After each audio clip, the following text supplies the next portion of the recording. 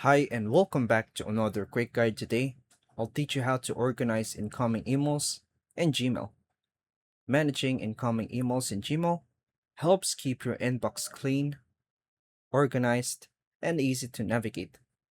With the right tools, you can sort messages automatically and prioritize important emails. This guide will show you how to organize incoming emails on your mobile device. To begin, unlock your Android phone and open the Gmail app. Make sure you are signed into your account. Tap the menu icon or the three lines in the top left corner. Scroll down and tap Settings. Choose your email account. Tap Inbox Type and choose Default, Important First, or another layout. Go back and tap the inbox categories. Enable categories like social, promotions, and updates. Return to your inbox. Open an email you want to organize. Tap the three dots in the top right corner.